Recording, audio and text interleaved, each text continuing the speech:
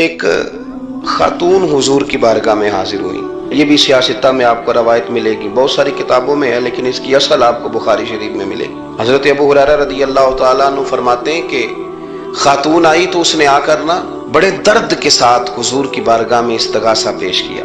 عرض کرنے لگی یا رسول اللہ صلی اللہ علیہ وسلم میں مرگی کی مریض ہوں اور بڑی تکلیف میں ہوں. یہ جو مرگی کا مرض ہوتا ہے یہ اعصابی بھی ہے، جسمانی بھی ہے. ذہن کو کنٹرول کرتا ہے اور انسان جسمانی طور پر بھی بالکل اس وقت جب دورہ ہوتا ہے مفلوج ہو جاتا ہے، ذہنی طور پر بھی خوشی غمی آنا جانا دشوار ہو جاتا ہے انسان کے لیے. تو وہ خاتون عرض کرتی ہے یا رسول اللہ صلی اللہ علیہ وسلم مجھے مرگی ہے، کریم آپ دعا فرمائیں رب مجھے شفا عطا کر دے.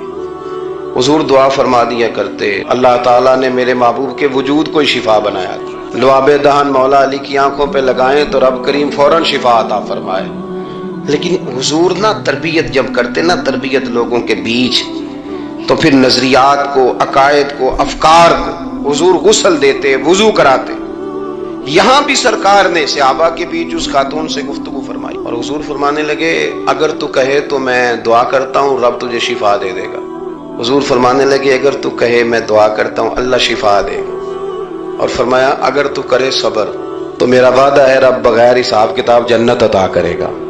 اب یہ سوچ ہے، یعنی ہمیں جب چانس ملتا ہے دنیا اور آخرت میں چیزوں کو عکس کرنے کا تو آپ نظر دوڑا لیں دائیں بائیں کہ لوگوں نے توجہات کہاں اپنی مرکوز کی ہوئی. حضور نے فرمایا اگر تو کہے رب کریم ہے وہ شفا دے گا، میں دعا کروں گا. اور اگر تو صبر کرے، مانا کیا کہ اگر تو مرگی کے ساتھ ہی گزارا کرے، اس کے ساتھ ہی وقت بتائے تو پھر رب تجھے جنت دے گا. یہ سمجھ لیں بات، اس پر غور کریں. وہ جو بیماری کو رحمت کہا گیا تو یہاں اس کا عملی مظاہرہ ہونے جا رہا ہے. حضور فرمانے لگے گر تو صبر کرے تو رب جنت دے گا. صحابہ کہتے ہیں اس بوڑھی نے 1 منٹ نہیں لگایا سوچنے کے لیے، فوراً عرض کرنے لگی. گویا عرض کرتی ہے حضور تھوڑی سی تو زندگی ہے، میں مرگی کے ساتھ ہی گزارا کر لوں گی، آپ دعا کریں رب مجھے جنت عطا کر دے، ہاں میرے لیے جنت کی دعا کر دے. تو صحابہ فرماتے ہیں حضور نے دعا کر دی، گویا وعدہ ہو گیا جنت کا. وہ عرض کرتی ہے یا رسول اللہ صلی اللہ علیہ وسلم جب مرگی ہوتی ہے تو میرے وجود سے کپڑا ہٹ جاتا ہے، ستر کا مسئلہ بنتا ہے، اس کے لیے آپ ضرور اللہ کے حضور عرض کریں. تو سرکار نے دعا کر دی. صحابہ فرماتے ہیں کہ وہ دیر تک موجود رہیں، دیر تک. حضرت عثمان غنی کے زمانہ مبارکہ تھا وہ بوڑھی موجود رہیں.